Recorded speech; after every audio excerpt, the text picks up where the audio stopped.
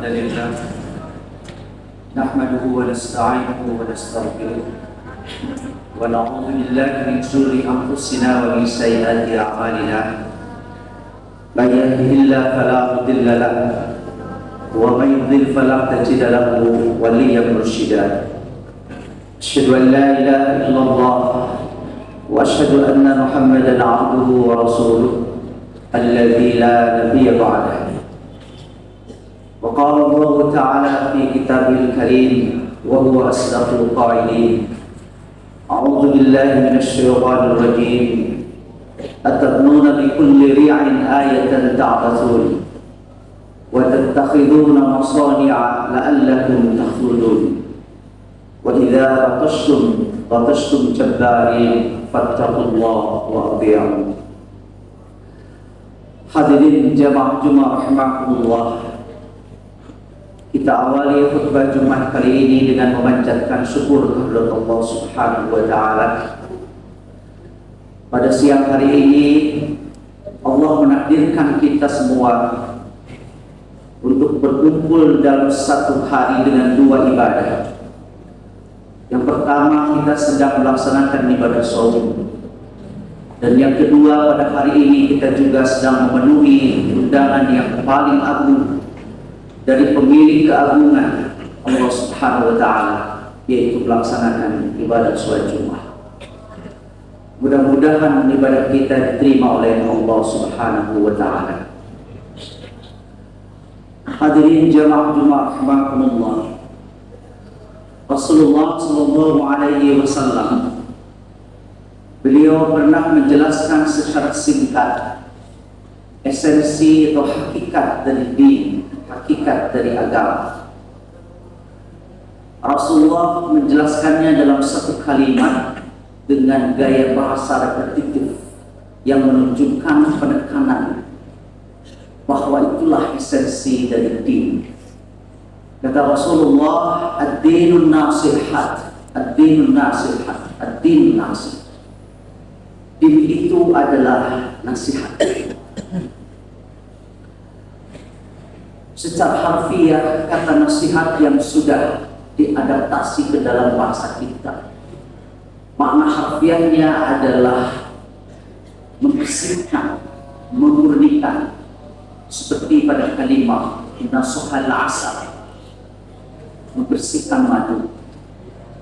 Karena ketika madu masih bahan dasar sebelum layak untuk diminum, maka masih menempel benda-benda lainnya, dan juga makhluk yang lain, bisa semut ataupun juga batang-batang tumbuhan yang ada yang menempel di sarang lemah itu, kemudian dibersihkan sehingga menghasilkan madu yang murni, nasuhai asal. Maka dalam konteks ini agama adalah pedoman, agama adalah budak. Jadi bagi mereka yang mengklaim dirinya beragama adalah sosok dan individu yang menyiapkan dirinya untuk dimurnikan akidahnya, untuk diluruskan ibadahnya, yang kemungkinan besar ibadahnya masih dihinggapi oleh niat-niat yang tidak ikhlas. Akidahnya harus dimurnikan karena masih kemungkinan bersarang akidah-akidah musyrik. Singkat kata, untuk menilai keberagamaan kita, keberagamaan seseorang, keberagamaan kita semua adalah sampai sejauh mana kita menyediakan diri untuk diluruskan dengan pedoman ilahiyah, dengan wahyu dari Allah Subhanahu wa taala. Hadirin jamaah Jumat rahimakumullah. Penjelasan Rasulullah itu sangat tepat, meskipun hanya satu kali, karena esensinya seperti itu. Makanya Rasulullah sallallahu alaihi wasallam dalam periode-periode awalnya berdakwah, dan ini menunjukkan bahwa keberagamaan itu terletak pada bagaimana kemampuan untuk memberikan nasihat dan pedoman Allah Subhanahu wa taala. Karena ternyata di dalam prakteknya justru yang paling berat untuk menyampaikan nasihat, untuk menyampaikan din keagamaan kepada yang paling dekat. Makanya Allah memerintahkan kepada Rasulullah, wa anzir ashiratakal aqrabin. Berilah peringatan, berilah nasihat, sampaikanlah din esensi agama itu kepada yang paling dekat. Kemudian nasihat keagamaan atau esensi keagamaan itu sendiri akan mengalami hambatan juga ketika disampaikan kepada pihak-pihak atau siapapun yang di atas kita segala-galanya, baik ilmunya, hartanya, bahkan kuasanya. Makanya ketika Nabi Musa alaihissalam diperintahkan oleh Allah Subhanahu wa Ta'ala, Allah Subhanahu wa Ta'ala, idhhab ila fir'auna innahu tagha. Pergilah, datangilah Fir'aun karena dia itu senang. Fir'aun didatangi bukan karena dia berkuasa, karena kekuasaan adalah sesuatu yang halal. Bahkan dalam titik tertentu berkuasa itu wajib hukumnya. Karena kadang-kala kebenaran hanya bisa ditegakkan lewat kekuasaan. Tapi Nabi Musa diminta untuk mendatangi Fir'aun karena tagha, karena dia sewenang-wenang. Dan memang nature, sifat alamiahnya manusia, sebagaimana Allah katakan, kalla innal insana la yatgha. Sesungguhnya manusia punya kecenderungan untuk sewenang-wenang. Allah mustaghna, apabila dia merasa lebih daripada yang lain atau diberi kelebihan, termasuk kelebihan kekuasaan, kelebihan kewenangan, termasuk Fir'aun. Nabi Musa keder juga.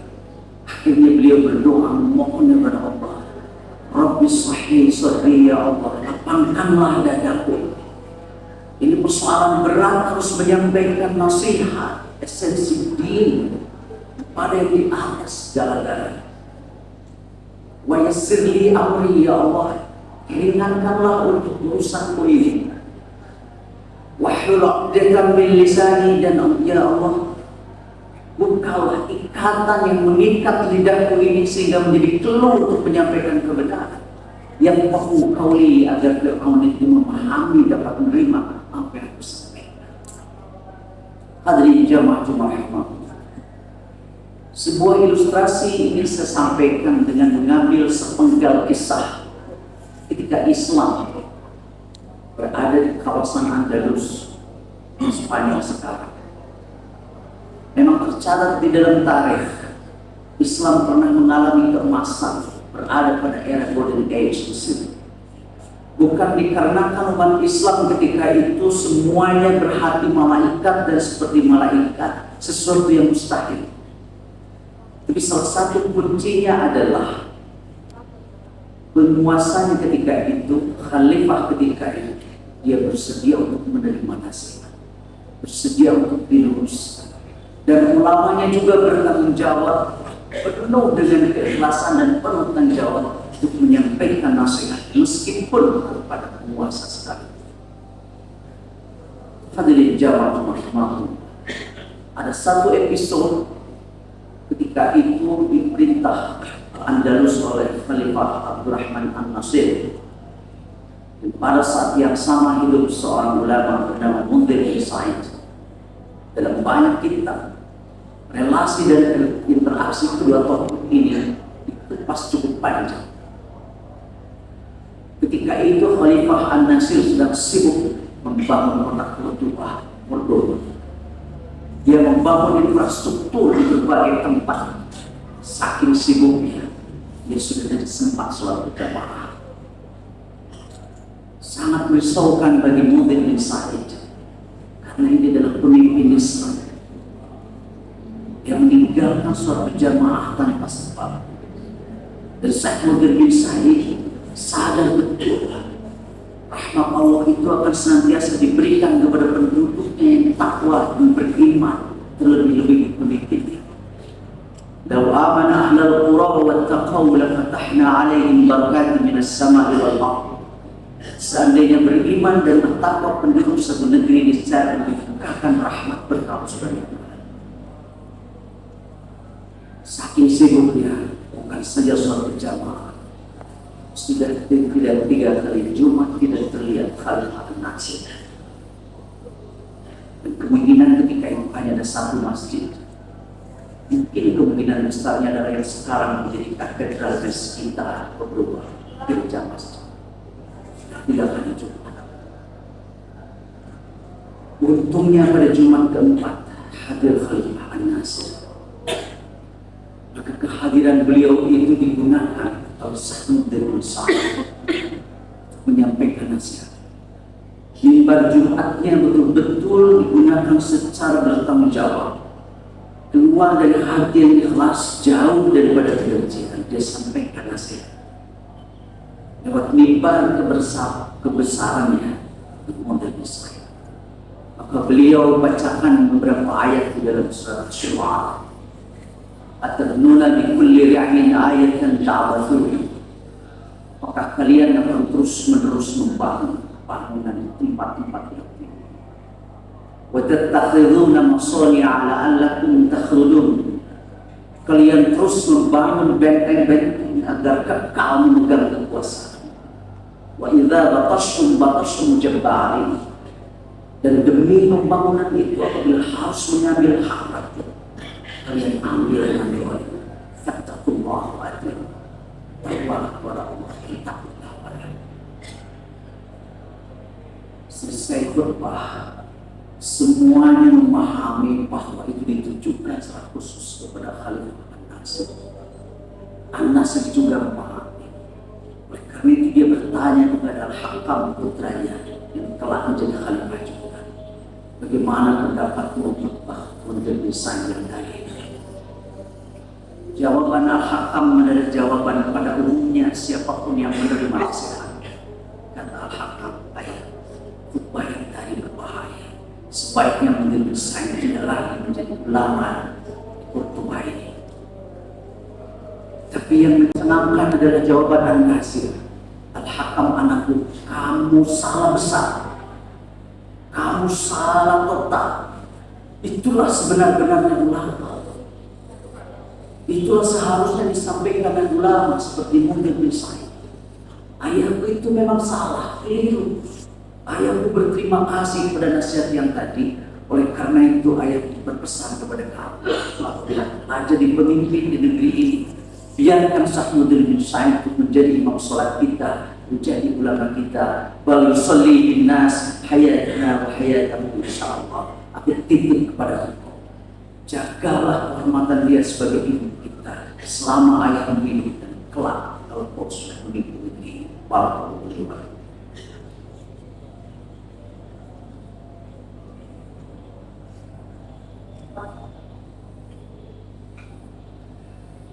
Alhamdulillahirabbil alamin wa bihi nasta'in wa ala umuri dunya waddin.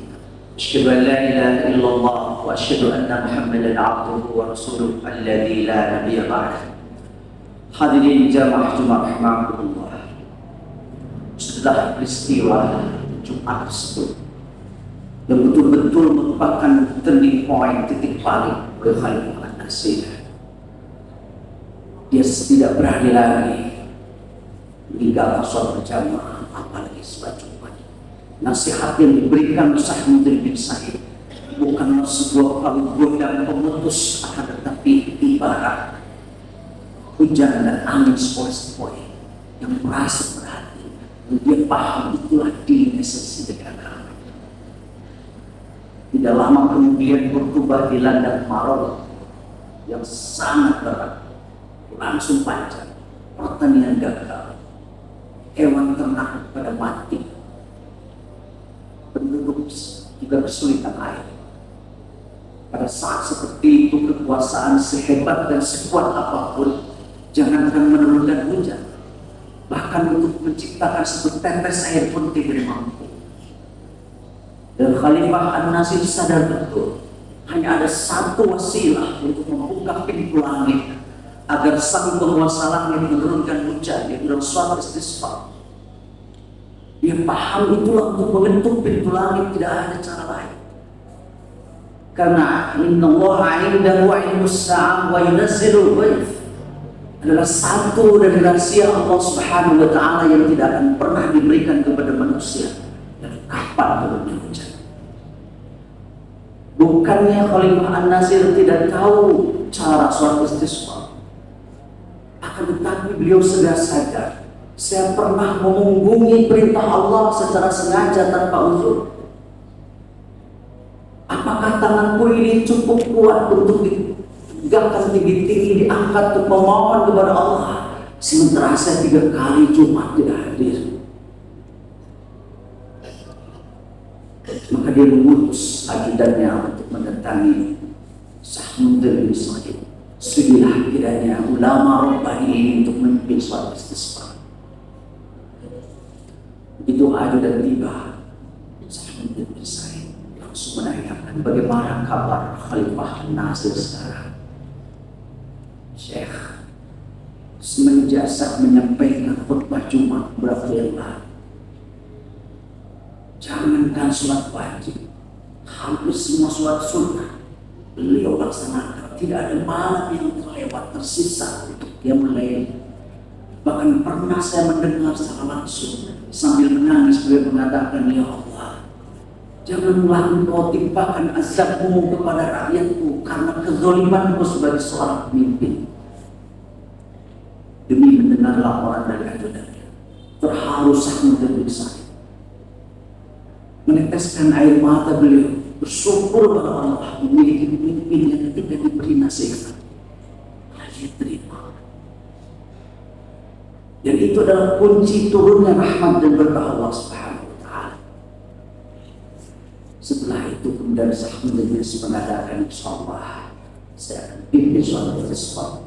Sebelum ajudan itu pergi, Sahmud bin Sa'id, tolong sampaikan buah tangan dari aku, oleh-oleh dari aku untuk Khalifah An-Nasir.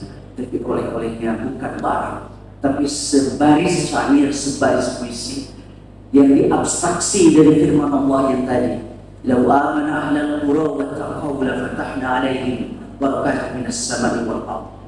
Hadis satu baris sangat bermakna. Puisinya, syairnya berbunyi kira-kira, "Ihmilil matar ma'aka." Wahai ajudan, bawalah hujan bersamamu ke hadapan khalifahmu. Idza khasya'a jabbarud dunya, apabila tunduk taat takut pemimpin dunia, faqad rahima jabbarus sama, maka Allah sang penguasa langit dia akan menurunkan rahmatnya.